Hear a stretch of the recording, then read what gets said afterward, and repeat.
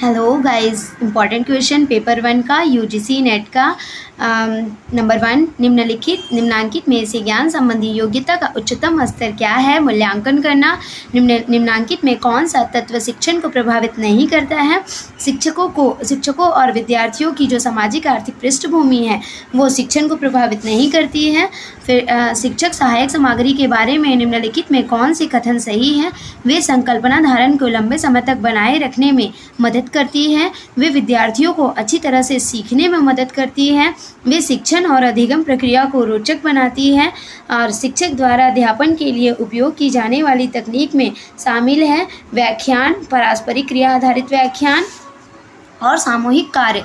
उपलब्धि परीक्षण प्राय निम्न में से किसके लिए प्रयोग किया जाता है। शिक्षण के पश्चात सीखने की मात्रा के मूल्यांकन के लिए। एक अच्छा शिक्षक वह है जो छात्रों को सीखने के लिए अभिप्रेरित करे। अनुसंधान शब्द का अर्थ के संबंध में निम्नलिखित में कौन से कथन सत्य हैं। अनुसंधान का तात्पर्य किसी समस्या के समाधान के लिए शुरू की गई व्यवस्थित क्रियाकलाप अथवा कार्यकलाप की श्रृंखला से है। यह एक व्यवस्थित, तार्किक और निष्पक्ष प्रक्रिया है जिसमें परिकल्पना का परीक्षण, आंकड़ों का विश्लेषण, सिद्धांतों की व्याख्या और रचना की जा सकती है। यह सत्य के प्रति बौद्धिक जांच अथवा खोज है। इसमें ज्ञान में वृद्धि होती है। एक अच्छे शोध प्रबंध लेखन में शामिल है विराम चिन्ह में कमी, न्यूनतम व्याकरणिक अशुद्धियाँ, संदर्भों की सावधानीपूर्वक जांच, शोध प्रबंध लेखन में निरंतरता, स्पष्ट और अच्छी तरह से लिखा हुआ सारांश।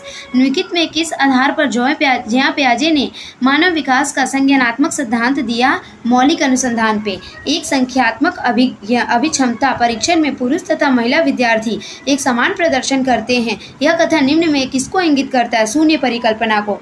निम्न में से किस प्रकार के अनुसंधान के सारांशों निष्कर्षों के अन्य स्थितियों में सामान्यीकृत नहीं किया जा सकता है। ऐतिहासिक अनुसंधान।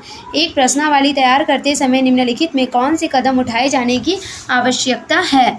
अध्ययन के प्राथमिक और द्वितीयक उद्देश्य लेखन, वर्तमान साहित्य की समीक्षा, प्रश्नावली का प्रारूप तैयार करना और प्रारूप का पुनर्निरीक्षण करना। निम्न में किसमें संप्रेषण की प्रभावशीलता का पता लगाया जा सकता है। अभिवृत्ति सर्वेक्षण में। कार्य निष्पादन रिकॉर्ड, विद्यार्थियों की उपस्थिति। निम्नलिखित में कौन सी संप्रेषण की विशेषताएं हैं। संप्रेषण में विचारों, तथ्यों और समझ दोनों को शामिल किया जाता है। संप्रेषण में सूचना, विचारों और मतों का आदान प्रदान शामिल है। संप्रेषण सतत प्रक्रिया है। संप्रेषण एक वृत्तीय प्रक्रिया है। ग्रे पॉइंट शब्द निम्नांकित में किस रूप में भी जाना जाता है। अनौपचारिक संचार में भी जाना जाता है। निम्न कौन प्रभावी संप्रेषण का सिद्धांत नहीं है। सूचना का एक तरफा अंतरण। संप्रेषण में भाषा होती है वाचिक कूट। इस श्रृंखला में अगली संख्या क्या होगी। देखिए 2 × 2 + 1, 9 × 2 - 1, 2 × 5 - 1 9 हो जाएगा। 9 × 2 18 - 1 18 + 1, यहाँ +1 कर रहे हैं, इसमें -1 और फिर 37 2 जा 74, इसमें +1, इसमें +1 75। सॉरी, ये श्रृंखला थोड़ा गलत हो गया है, मैं इसे फिर से रिकरेक्शन कर देती हूँ। ये जो है 5 × 2 - 1 ये 9 आ जाएगा और 9 × 2 - 1 नहीं +1 होगा यहाँ पे।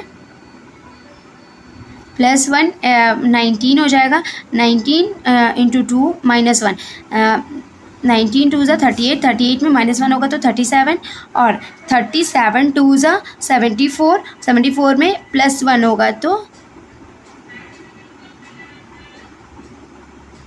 + 75 आ जाएगा। फिर इसमें बोला है इसका कूट ये है, M का J, A का X, T का Q। तो पूछा है ये जो माथुरा है इसका कोड ये है, तो पूछा है होटल्स का कोड क्या होगा। तो M में -3 करेंगे तो J आएगा, A में -3 करेंगे तो X आएगा, T में -3 करेंगे तो Q, वैसे H में -3 करेंगे तो E, O में -3 करेंगे तो L। -3 का ये श्रृंखला आगे बढ़ रहा है, आप भी इसे घर पे करके देखिएगा, ये रीजनिंग है। फिर एक दिन प्रकाश घर से जाता है और दक्षिण में 10 किलोमीटर चलता है, दाएं मुड़ता है और 5 किलोमीटर चलता है। दाएं मुड़ता है और फिर 10 किलोमीटर चलता है, फिर बाएं मुड़कर 10 किलोमीटर। क्वेश्चन से डायग्राम को पॉइंट आउट कीजिए। एक दिन प्रकाश घर से निकलता है, प्रकाश यहाँ से निकल रहा है और दक्षिण की ओर दक्षिण नीचे की तरफ होता है, दक्षिण 10 किलोमीटर चलता है, फिर दाएं मुड़ता है, यहाँ खड़ा होकर दाएं इसका यहाँ होगा, फिर 5 किलोमीटर चलता है, फिर दाएं मुड़ता है, फिर यहाँ से उसका दाएं ऊपर तरफ होगा, यहाँ से 10 किलोमीटर चलता है, फिर यहाँ खड़ा होकर वो बाएं मुड़ता है, बाएं मुड़ के फिर 10 किलोमीटर चलता है। तो आप पूछ रहे हैं उसने अपने घर पहुँचने के लिए कितनी दूरी और तय करना होगा। तो घर यहाँ पे है, यहाँ से निकला था प्रकाश, उसको और कितनी दूरी, यहाँ पे वो खड़ा है प्रकाश अभी चल के, तो कितनी दूरी तय करना है, इधर से 10 किलोमीटर, यहाँ से 5 किलोमीटर, दोनों को ऐड करेंगे तो 15 किलोमीटर और उसको चलना होगा। फिर ये देखिए, एक लड़की ने एक लड़के का परिचय दिया, वह उसके अंकल के पिता की बेटी का लड़का है, तो लड़की का लड़के से क्या रिश्ता हुआ। देखिए, एक लड़की ने लड़के का परिचय देते हुए कहा अंकल के पिता की बेटी का लड़का है, तो दोनों क्या हुए, अंकल के पिता की बेटी का मतलब उसके बुआ का बेटा हुआ, तो भाई लगेगा रिलेशन में। वर्तमान में एक व्यक्ति अपने बेटे से 4 गुना बड़ा है, अपनी पत्नी से 3 साल बड़ा है।